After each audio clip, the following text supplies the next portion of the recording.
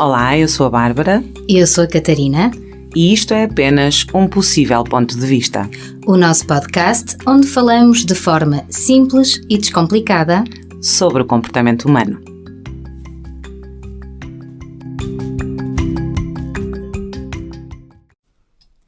Olá a todos, sejam novamente muito bem-vindos e hoje vamos trazer aqui para o nosso podcast um tema que eu digo que é bastante interessante, que é onde ali está, quem está livre, livre está. Será? Então o que é que vamos falar aqui? Hoje vamos falar sobre o término de relações, aqui com a minha querida amiga Bárbara. Olá a todos. E pronto, e vamos voltar à mesma questão, que é se estão connosco neste terceiro episódio. É porque ainda não se cansaram de nos ouvir. Isso, já sabemos que está longe de acontecer. Portanto, uma vez mais agradecemos imenso a todos que estão desse lado a ouvir-nos. Isto para nós é uma alegria. É um privilégio, é um privilégio. É uma boa disposição e já sabem, sem rede. Porque nós somos trapezistas daquelas que gostamos do desafio. Sim, de vez em quando caímos aqui durante o processo. Mas faz parte. E pronto, e às vezes eu olho aqui para a Catarina com os olhos muito arregalados, tipo, onde é que tu queres chegar com isso e tal, mas é super divertido, e eu fico não é? assim do género, o que é que ela quer dizer? Mas estamos a aguentar firme e como vos digo, espero que vocês consigam sentir esta energia que é mesmo muito salutar, eu acho. Sim. E divertida. Sim. Então vamos lá. Término de relações, não é, Catarina? Hoje é, e vamos procurar focar no assunto de forma clara. Não prometemos. Claro, duas mulheres a conversar, portanto... À volta da fogueira. Isso, exatamente. Vai dar aqui alguns desvios de padrão, mas que bom, porque assim o resultado vai ser diferente. Porque é que é tão difícil sair de uma relação? Pois... Se calhar começávamos por aí, Catarina. Certo, eis a questão. Então, hoje devolvo a palavra a ti para dares início. Então, na tua perspectiva e também pelo conhecimento que tens vindo a adquirir ao longo das sessões que vais tendo, quais são as maiores dificuldades que tu encontras?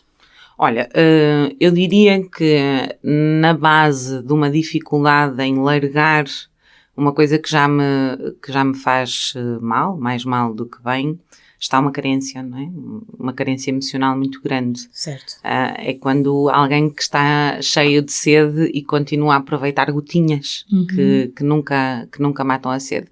Talvez a carência esteja na base, mas também outra crença, nós falamos aqui muito em crenças, porque no fundo é aquilo em que a gente acredita, como tu já tinhas referido, acho que no primeiro episódio falamos um bocadinho sobre isso, o desistir. Que engraçado. E eu gostava de começar a fazer aqui a ponte com vocês que nos estão a ouvir entre a diferença entre desistir e desinvestir. Ou saber largar. Ou saber largar, não é? Que é o desapegar, o desinvestir, não é? Porque o desistir, e cada um tem a sua perspectiva sobre isto, mas o desistir está muitas vezes associado ao abandonar, ao deixar largar uma coisa que eu queria muito. Tem uma conotação muito negativa. Tem uma conotação negativa e, portanto, eu gosto de substituir por o desinvestir, não é? Perfeito. Eu deixo de investir numa coisa que já não me serve, que já não me faz bem. Que provavelmente já cumpriu todos os propósitos e mais alguns. Sim, sim. E esta primeira visão de que não é desistir, é desinvestir numa coisa que já não me serve, num fato que é demasiado justo, pode ser a primeira abertura à possibilidade de começar a trilhar um novo caminho. E depois, aceitar que há um luto a fazer. Que o término de uma relação pressupõe um luto. Sempre. Sempre. Há uma tendência a olhar para o luto como um processo a desenvolver após a morte de alguém, mas um luto é um processo de adaptação a uma perda. Sem dúvida. E então percebermos isto, que para deixarmos de investir numa relação, temos que começar por aceitar que se irá, dar início a um processo de luto. Ok. E que há um tempo que é efetivamente triste. Exatamente. E vai haver o tempo para a negação, para a culpabilização, todas as fases Aquelas fases do luto, não é? Podemos dizê-las aqui rapidamente, não é? Sim. Revolta, negação, depressão. Culpa. Senti que podia ter feito diferente, a barganha, mas já foi. Eu acho que já me perdi aqui um bocadinho. Há várias fases no luto, sim. Nem todas têm que seguir a mesma linha. Aliás, podem-se saltar aqui e há imensos autores que referem até linhas diferentes e que nem referem algumas das etapas, mas de facto é uma perda. A última etapa é a aceitação, não é? Exatamente. Se pegarmos nos 5 princípios, será a revolta, negação, depressão, negociação, depressão, aceitação. Assim Exatamente. É que é. E percebermos isto, que quando vamos terminar uma relação, vamos iniciar um processo de luto, que não tem que passar necessariamente por estas 5 fases.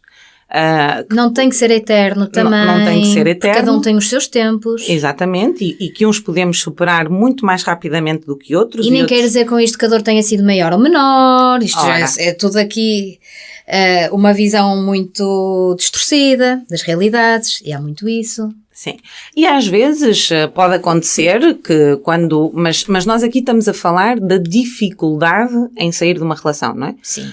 Porque é claro que há pessoas que saem de uma relação e saem felizes, construídas e siga. Libertas. É? Libertas. Sai-lhes um peso de cima. E experimentam imediatamente a aceitação. Claro. E a vantagem de sair daí. Mas nós estamos a falar especificamente dos casos mais difíceis. Dos casos difíceis. Exatamente. E esses casos difíceis pressupõem este processo que se seguirá e, portanto, que terão vantagem, do meu ponto de vista, claro, em o poder fazer de forma acompanhada. E diz-me uma coisa, Bárbara, e achas que as pessoas têm essa consciência, que têm dificuldade de sair da relação porque vão ter que lidar com um luto? Não. Eu também acho que não. Não. Nós trazemos as pessoas a essa consciência. Isso. Ou seja, as pessoas têm muito mais dificuldade em sair da relação porque estão agarradas àquilo que vão perder. Que no fundo é uma não aceitação de um luto, não é? Mas não há esta consciência de que é a negação deste processo que muitas das vezes as coloca ali. Uhum. Eu já me estou a rir porque estou com muitas das vezes outra vez. Vai ser até ao final da primeira temporada, gente. Ai, é sério, isso esta me fazia rir. Olha, mas vou-vos dizer, não vamos cortar porque os nossos podcasts não são editados, porque... Portanto, olha... Vai seguir, está bem? Façam de conta que isto é em direto. Bengalas linguísticas, meus amores. Faz parte. Pronto, eu acho que na grande maioria das vezes, e voltando, não estás a ver esta neurónio espelha da resposta, Bárbara. Já me sinto um bocadinho mal, menos mal. Pronto, na maioria dos casos, okay. Há uma grande questão que está ligada à carência. Uhum. E ao medo do abandono, mesmo que sejam elas a querer pôr um ponto final na relação, uhum. Elas também se sentem, ou se não se sentem logo em primeira instância abandonadas, uhum. Começam a ter esta sensação quando começam a perspectivar a possibilidade da pessoa começar a procurar outra alternativa. Olha, isso é muito interessante, porque esse medo do abandono, Catarina, pode ser visto várias formas. Eu adoro falar com esta mulher. Este medo do abandono assume aqui diferentes formas de facto, exatamente. Não é? Porque eu também tenho medo de abandonar. Também. E algumas até se penalizam. Não é? E malta muito ligada à parte holística. E eu, sim, estou confortável para falar sobre isso. Ai, e se há aqui algum contrato? Uma ligação kármica. Então, para todas vós e para todos vós que me ouvem e que possam eventualmente ter este sistema de crenças, eu vou-vos dizer o que costumo dizer, que é: malta, ninguém nasceu para vir sofrer. Uhum. E não se cura nenhum karma, pelo menos do meu ponto de vista e pelo conhecimento que tenho daquilo que é falado acerca da espiritualidade, permanecendo na dor e na toxicidade de uma relação. Aliás, o propósito é libertar, não é? É libertar, seja ela de que forma for. Seja karma, não é? Seja karma, o propósito é libertar. Portanto, isso é mais uma crença distorcida, o libertar ser um abandono, do que propriamente ser a realidade, ok? Interessante, sabes, esse abandono e o ser abandonado, e tu trouxeste aqui uma informação muito pertinente, que a consciência de que eu me posso sentir abandonada vem quando eu perspectivo uma vida feliz no outro e um reencontro com outra pessoa e começar a nova vida. É aqui que eu experiencio o meu abandono. Sem dúvida. Mas até chegarmos aí, que somos nós que os trazemos a essa consciência, muitas vezes, não é? Até chegarmos aí, a minha experiência está muito mais presente em consultório, o medo de abandonar o outro. O sentir que fico em falta. E eu gostava de trazer aqui uma consciência a quem nos ouve, que é, quando nós vivemos muito tempo uma relação, há várias formas de amor. Claro que há. E o amor, chamemos-lhe o amor eros, não é? O amor de um homem e de uma mulher, pode ter estado presente e, a determinada altura, não é? Deixou de existir e deu lugar a outras formas de amor. Mas é verdade que se criou durante esta relação um companheirismo, um amor que talvez possa ser mais fraterno, não é? Um amor pela pessoa que está à minha frente, Sim. que já não é um amor de mulher para o homem, falando aqui das relações heterossexuais mais uma vez, mas um amor pelo amigo, pelo companheiro. Claro, e vamos experienciar vários amores ao longo da nossa relação. E pelo conhecimento profundo que à partida, ao fim de tanto tempo, eu tenho desta pessoa, que me faz acreditar, porque a amo, não é? Que eu sou o melhor para ela. E aqui então entra o narcisismo. Cuidado! Percebermos que isso faz com que eu não liberte o outro e com base nesta crença que ele nunca mais encontrará alguém que o ame tanto como eu ou que o faça tão feliz quanto eu estou a boicotar a felicidade dele. Isso é interessante, mas eu vejo muito o contrário, que é, e se ele encontra alguém? Pois é isso, é outra ponto e tenho a certeza que ele vai fazer tudo aquilo que não fez comigo. Sim, e vai. Pois vai! E nós temos que ter uma visão, temos, entre aspas, não é? Sim, isto não é uma obrigatoriedade, claro, não é? A visão que eu sugiro, um ponto de vista. É que olhamos, pois é assim, eu também vou receber alguém, eventualmente, que também já veio de outras relações. E eu deveria de estar grata a quem já passou na vida dessa pessoa, porque de alguma forma também o trabalhou, digamos assim, isto é um termo um bocadinho forte, mas que trabalhou o autoconhecimento, claro, dessa pessoa. Estar em relação. Da mesma forma que eu fiz isso com esta pessoa e muito provavelmente ele vai levar o que ficou de melhor da nossa relação para uma próxima relação. Isso é que é o crescimento, e não é? Nós também. Portanto, e nós também. Minhas queridas, ninguém fica abandonado aqui, porque vocês também levam isso tudo de bom. Meus queridos, claro. queridos, não é? Que este processo também acontece ao contrário.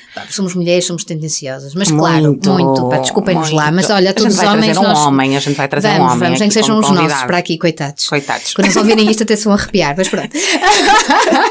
Não, mas é muito isto, é esse medo, é o medo, e depois há outra coisa que eu ouço montes de vezes, que é, eu não me imagino com mais ninguém. E eu digo, pois é normal.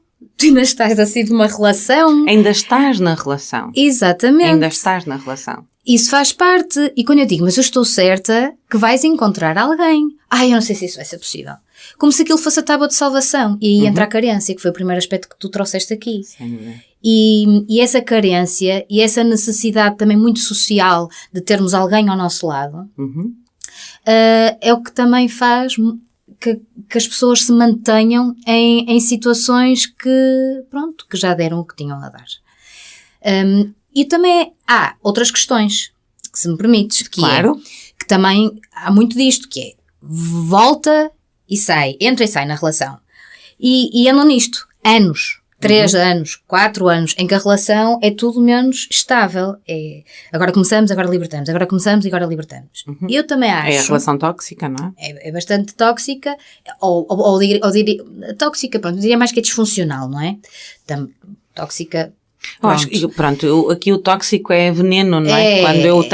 Quando eu volto sistematicamente à dor, eu estou a experienciar venenos. Mas também há aqui uma questão muito importante, é que o cérebro habitua-se a este loop de emoções e estas movimentações químicas, que é volto, uau, exato. E saio, e volto a ter, e acho que também nos habituamos e ficamos até um pouco viciados. Era isso mesmo que eu estava a pensar, e eu acho que não torna-se uma adição.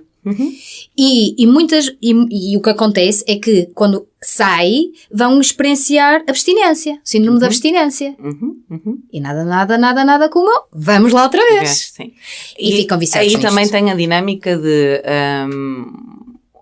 no fundo é a dinâmica do perdão, não é? Que é, fizeste-me mal, sofri muito, vou sair, e depois parece que tudo volta a ser como era antes, não é? Volta à paixão, à intensidade, o voltar a estar, que é momentâneo e que é à procura desse prazer que eu vou, e que depois voltam as feridas, o padrão habitual e comum na relação. E disseste uma coisa muito engraçada.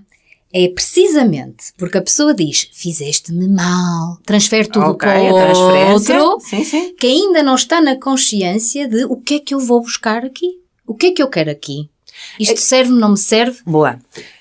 Acho que podemos também concluir que na maioria destes casos de elástico, não é? De vai e vem, está um profundo desligamento, se é assim que lhe posso chamar, de mim mesmo, não é?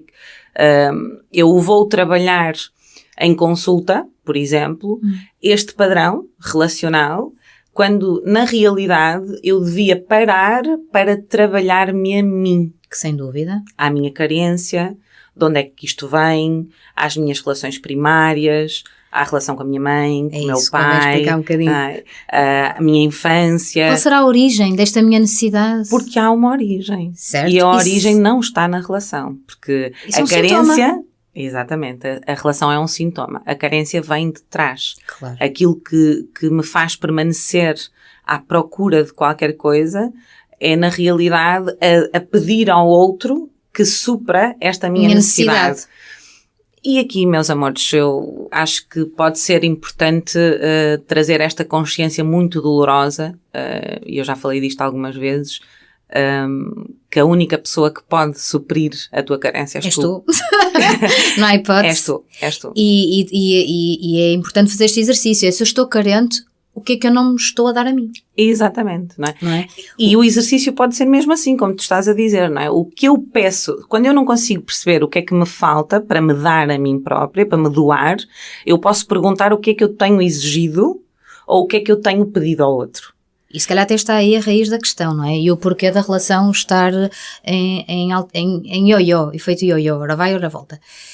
E o que eu estou a pedir ao outro é a minha necessidade. Isto leva-me muito para aquela questão da nossa criança interior, porque nós vimos com esta programação, nós somos o ser vivo que nasce de forma mais indefesa e que precisamos, em alguns anos, sempre do apoio de um outro adulto, não é? Claro.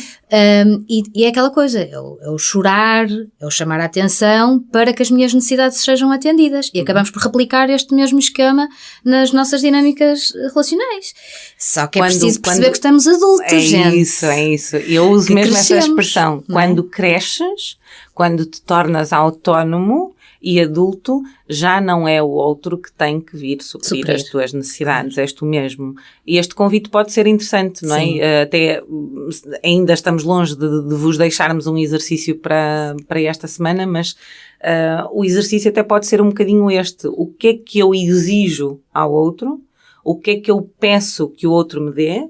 E isso é aquilo que eu tenho que arranjar forma de dar a mim próprio. Sem dúvida. Então, o melhor conselho que nós podemos dar neste tipo de relacionamento, do meu ponto de vista, é que quando há este afastamento, que seja um afastamento em que a decisão central é eu agora vou cuidar de mim, das minhas necessidades, vou construir-me. E se tiver que te encontrar mais à frente, tudo bem.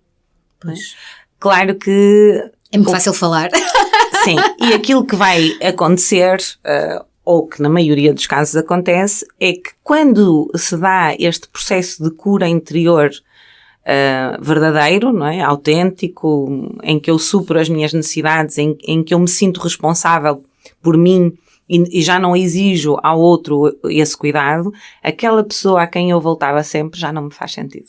Claro. Isto está muito ligado às questões da nossa autoestima e até da nossa autoimagem. Sim. Como é que eu me vejo perante o outro? Aliás, a autoestima é um reflexo do meu autoconceito, não é? Claro. A forma como eu me vejo vai necessariamente condicionar a forma como eu avalio isso, não é? E muitas vezes as pessoas têm dificuldade em sair de uma relação por uma questão de autoestima, porque acham que não vão ser capazes de voltar a ter outra relação ou de ter alguém que olhe para elas daquela forma. E eu às vezes costumo dizer, então, mas se neste momento está instalado aqui um conflito, um desequilíbrio e a coisa não está a resultar, é porque precisamos aqui que a pessoa olhe para ti de outra forma, certo? Claro, precisamos de mudar a fórmula para mudar o resultado. Exatamente, é o que eu digo, tem que haver desvio de padrão, gente, para haver resultado diferente. Claro. Pronto, e é muito isto. Eu gostava de voltar atrás um bocadinho, sim, Catarina. Sim, e depois, ou se quiseres perguntar não, primeiro. Não, ia-te falar isso, eu não sei se vais lá onde eu ia, que era ao luto. Eu não ia voltar ao luto, ia voltar à questão que... olha, e agora perdi-me, desculpa, vamos ao luto, diz-me. Pronto, quando estamos numa das fases do luto, que é da negociação, sim, eu acho que é a fase mais difícil sim, de se gerir, porque há uma expectativa brutal. E há uma necessidade de compensar algum sentimento de culpa que está ali subjacente. Faz sentido. Bem, o processo de negociação é... Se eu tivesse feito diferente, o que é que poderia ter acontecido? E eu vejo, pronto, claro, essa poderá ser o processo de negociação interna, não é? Isso. Mas o processo de negociação em si, que é aquele processo que nós trabalhamos em psicoterapia, é procurar dar um sentido à experiência. Não é? Porque é que isto aconteceu? Qual é que é a aprendizagem? Porque é a seguir a este processo negocial comigo mesmo que vem a possibilidade de, ok, deprimir, chorar o que correu menos bem, para depois dar lugar à aceitação. Certo. Então, a negociação eu diria que é uma preparação para a aceitação. Certo. Eu preciso de dar um sentido à experiência e às vezes o sentido é só perceber o que é que eu fui aprender nesta relação. Sim. Sem culpas, lá está, sem necessidade nem de me auto-julgar, nem de julgar o outro, mas perceber quais foram as aprendizagens que eu fiz neste processo. E mais que não seja, este processo traz-me a oportunidade de perceber as minhas carências, as minhas necessidades e olhar para mim.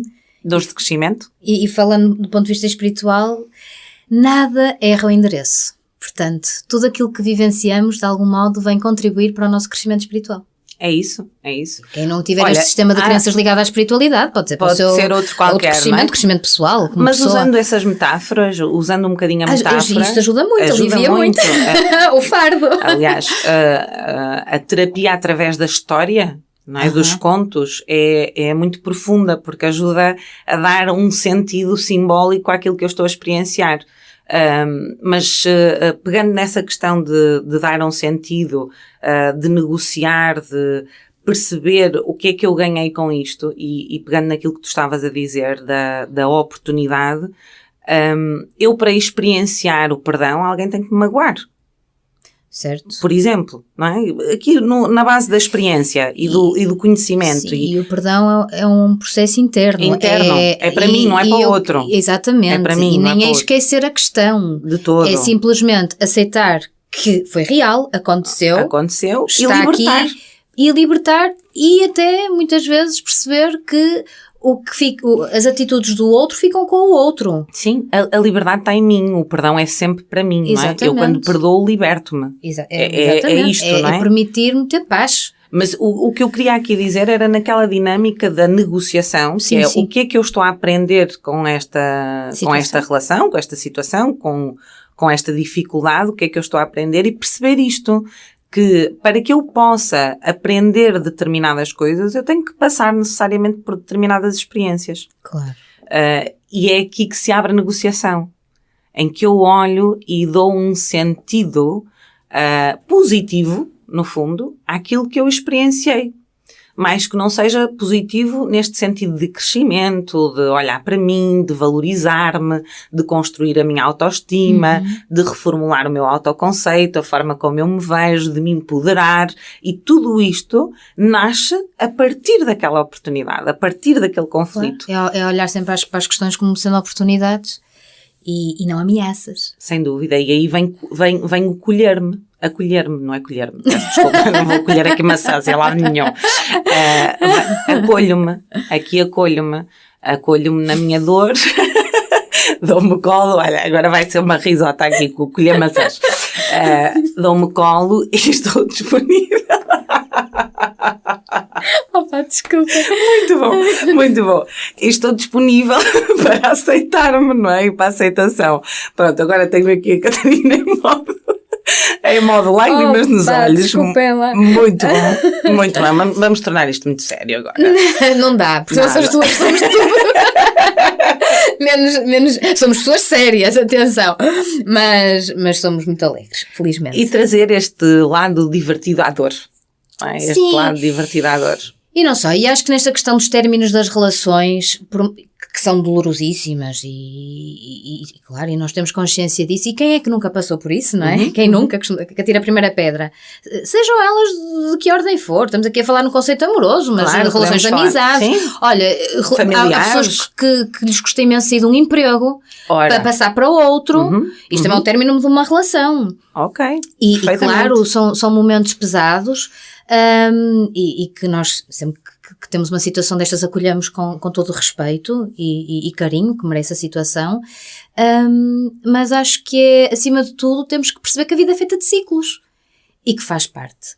Olha, eu ao ouvir-te agora e como vocês sabem, mais uma vez estamos aqui sem rede e portanto é o que vai surgindo. Ao ouvir-te eu estava a pensar noutra questão que pode contribuir para esta dificuldade em sair de uma relação que é tóxica. Olha, isto agora vai ser fantástico, minha gente. Vou ter a Catarina aqui a rir-se, que nem uma perdida. E eu vou tentar me focar. Já estamos recompostas e estava aqui a levantar-vos por último esta outra possibilidade para a dificuldade de sair de uma relação disfuncional ou de uma relação tóxica, para este efeito ioiô de não me conseguir libertar, não é? De ou estar somente sair de uma relação porque já deu tudo o que tinha a dar e estão bastante equilibrados e apaziguados até com a decisão e que não deixa de ser dolorosa na mesma. Sim, mas que aí já não acontece o efeito ioiô, penso.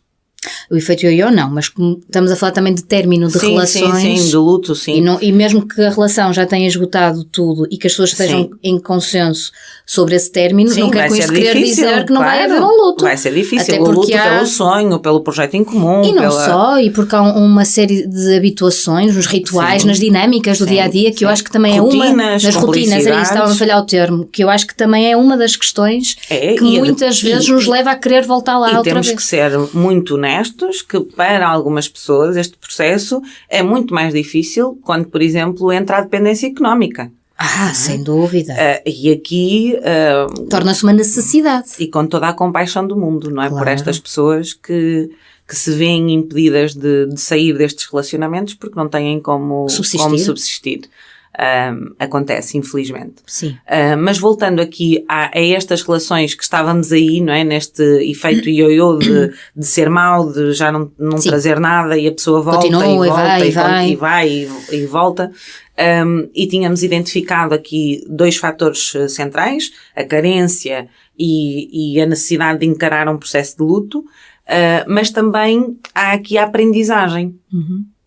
E eu até ia partilhar com vocês um caso que eu estou a seguir, que era isso que vos estava a dizer, que naturalmente não vou expor as pessoas envolvidas, mas de alguém que está precisamente nesta circunstância de perceber que o outro já não tem nada a acrescentar, que ela também já não acrescenta nada, que a relação é claramente disfuncional, tóxica, até com episódios de alguma agressividade, e separam-se e voltam, e separam-se e voltam. E há filhos envolvidos, claro. E há filhos envolvidos, que torna ainda a situação mais difícil. E pode existir outro fator, que claramente que estarão presentes os outros dois, a carência e o luto, mas o fator aprendizagem, os modelos, não é?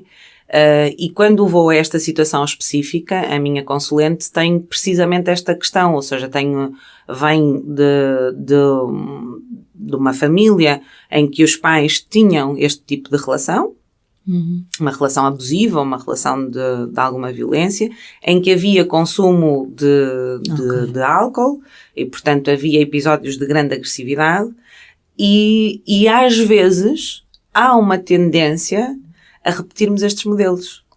E até podíamos entrar aqui pelas abordagens sistémicas. Sistémicas, exatamente. Pronto. Não é? Que também poderá ser algo que podemos trazer aqui, uma vez que estamos na nossa reta final deste episódio, mas isso, muito provavelmente há aí uma lealdade sistémica. Uma lealdade sistémica, exatamente. Sim, que precisa de ser vista, não é? Que precisa de ser vista para que se possa quebrar definitivamente com este padrão, não é? E libertar as gerações futuras. A dela e as futuras. A dela e as futuras.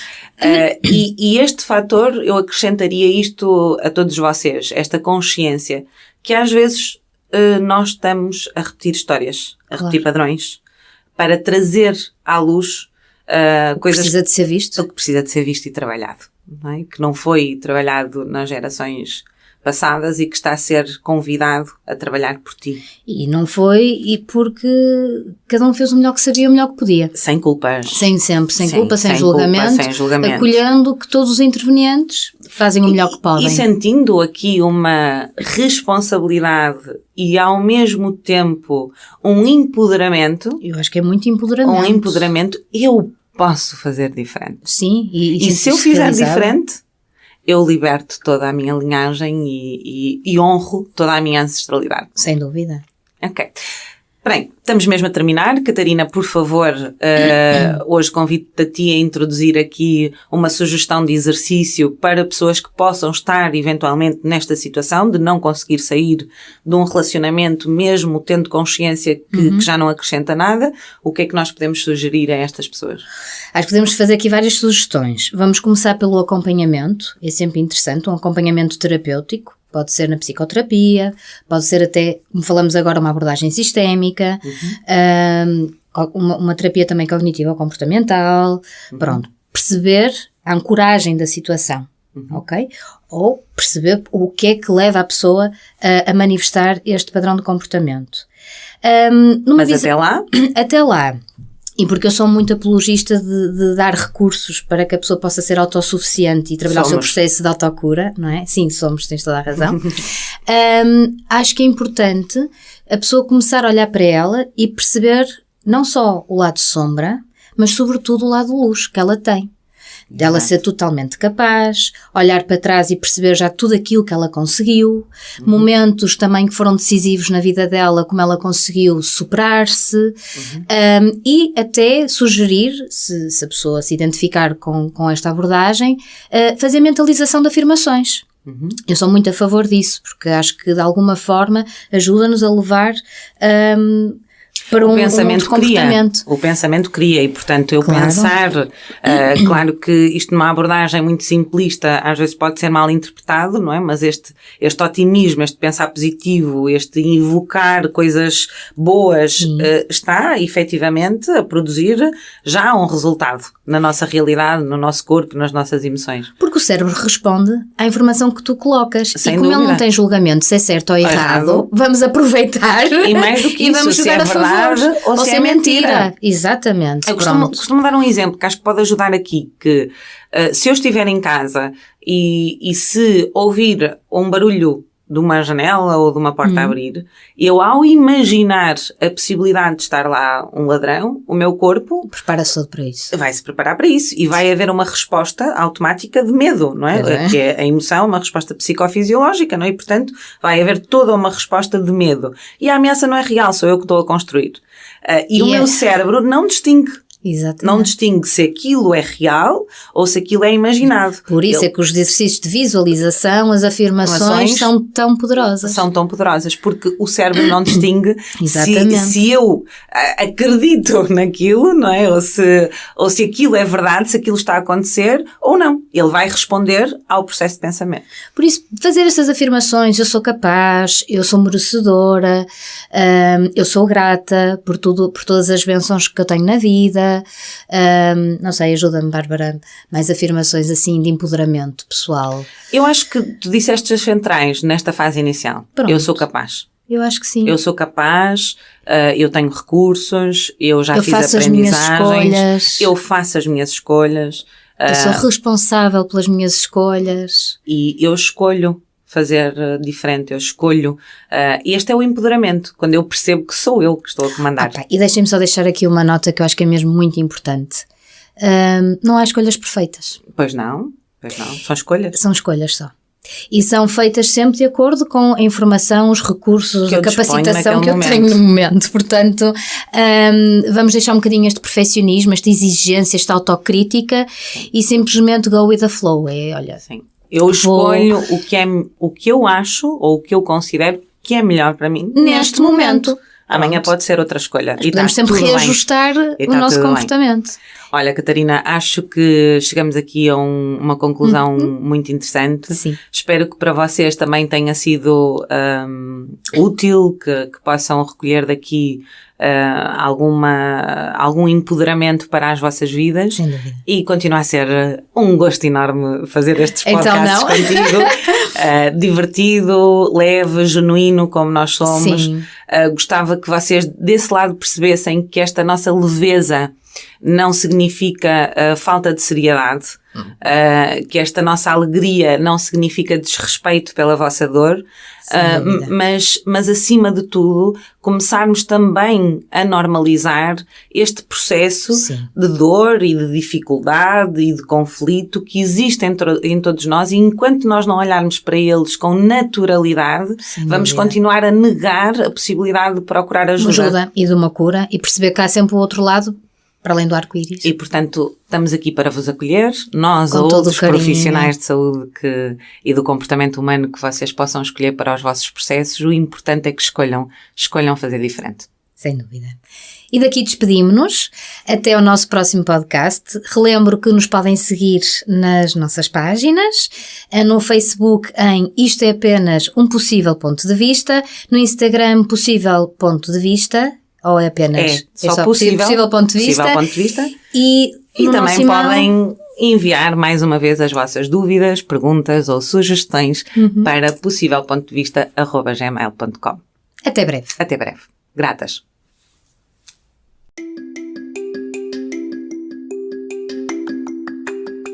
E isto foi apenas um possível ponto de vista.